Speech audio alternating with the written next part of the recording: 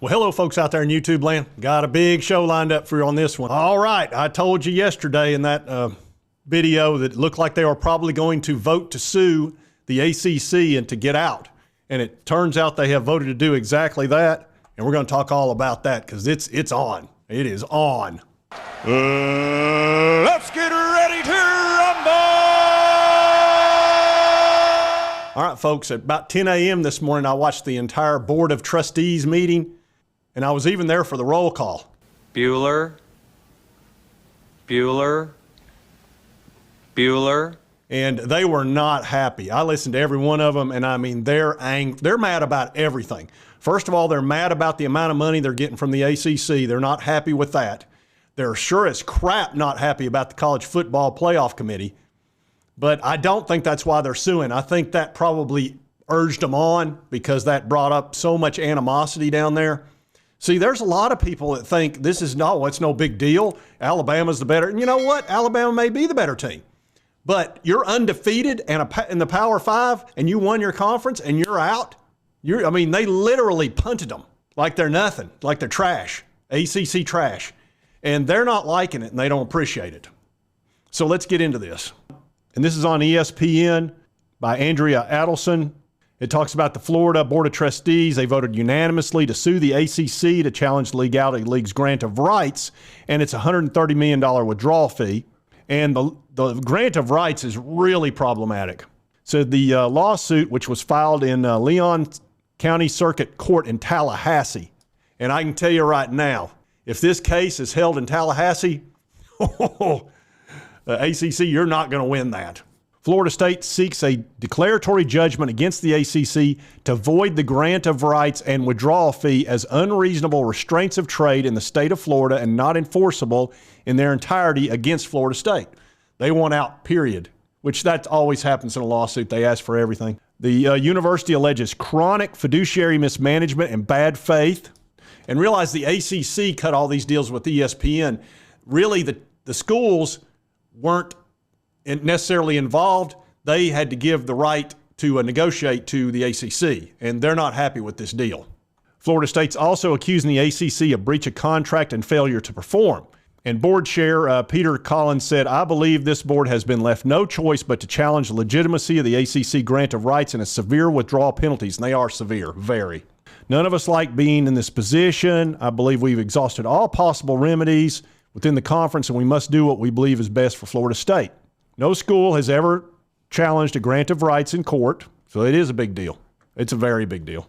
The ACC officials have used the word ironclad to describe the document, and that has been the operating assumption from leagues across the country, believing that the document is so rigid it prevents schools from leaving. But no school has ever challenged the document in court." ACC Commissioner Jim Phillips. Now, you'll remember Jim Phillips because he's the guy that didn't want the 12-team playoff to start this year. Man, do you think he regrets that any? Well, and the reason he didn't want to is he didn't feel like it was time to do it. Now, he didn't probably look at the numbers or understand that Greg Sankey tried to get him to understand that, it's going to be a lot more money and a lot more teams will get in. But see, he didn't want to do anything the SEC wanted to do because Greg Sankey's mean and, we got to fight everything the SEC wants. And look, he had feelings. And you know how many times when people make decisions on feelings that they're 100% right. So he formed an alliance with two other commissioners who are geniuses and said, we're going to block the SEC. You won't get what you want. How'd that work out for you, ACC? How'd that work out for Florida State? Moron. Not a fan. Feelings. And Virginia President Jim Ryan, chair of the ACC Board of Directors, lamented Florida State's unprecedented and overreaching approach. Florida State's decision to file action against the conference is in direct conflict with their long-standing obligations, blah, blah, blah, blah, blah, blah, blah. How dare you? The ACC also made a preemptive legal maneuver Thursday by filing a complaint against Florida State in state of North Carolina. They're trying to get ahead of them so they can't have it in Florida. Oh, they're already started. Oh, yeah, it couldn't be more on.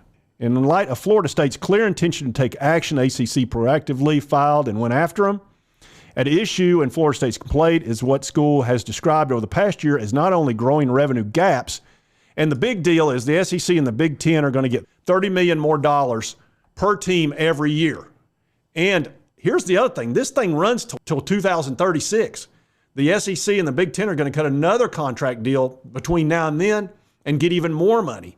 So that's $30 million a year for the next 13 years. So that's almost $500 million per school. Oh, God. Woo! That's a lot of money. University president McCullough said, "This is not where I prefer to end up." He said, "I'd like a different pathway, but I feel in many ways we've exhausted all options, and you can't wish and hope that it'll get fixed." Said Florida State made it clear it would consider leaving the ACC over its concerns. Our actions today are less about the events of the last 2 weeks and far more about the actions of the ACC leadership over the past 10 years and what confronts FSU over the next 13 years. And again, it talks about how that contract's through 2036. And the university estimates the total exit fee, including the forfeiture of television revenue, of over $500 million, $572 million, which that is crazy. And the lawyer they've hired talked about how he's going to handle this, and he walked the trustees through. I listened to him. He made a bunch of good arguments. He basically said that the penalties are so excessive and so ridiculous that they're almost mute. So in other words, if you have a deal that the exit penalty is so absurd, it should be zero. If it's going to, because it's just absurd. It is over $500 million is what they're saying it would lose if FSU left. Oh, come on! That is excessive.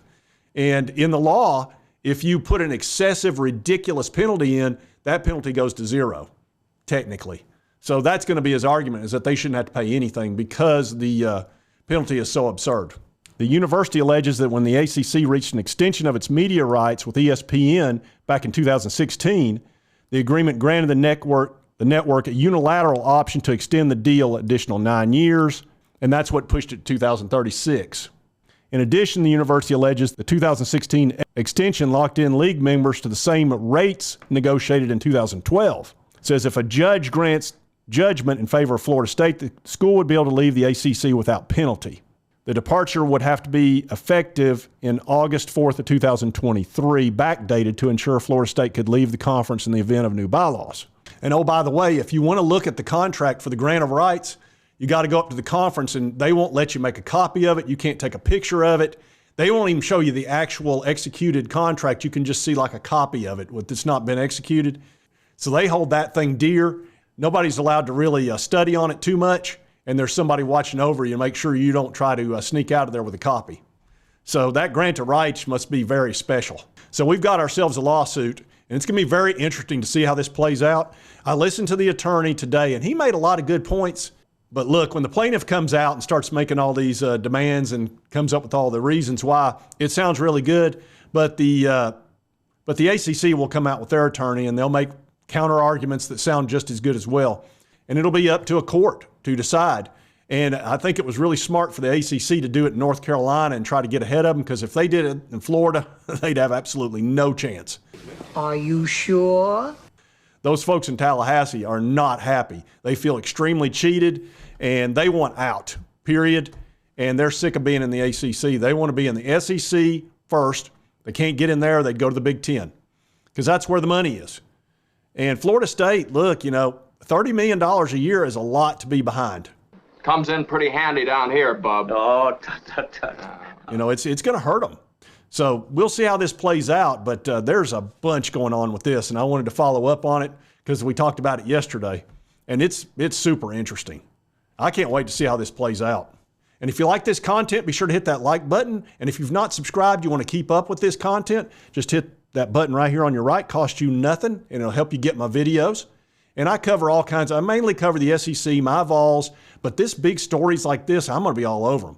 And right over here's the most recent video YouTube thinks you'll enjoy. And we'll see you next time on Sports Talk Jay. Merry Christmas! Dinner was full!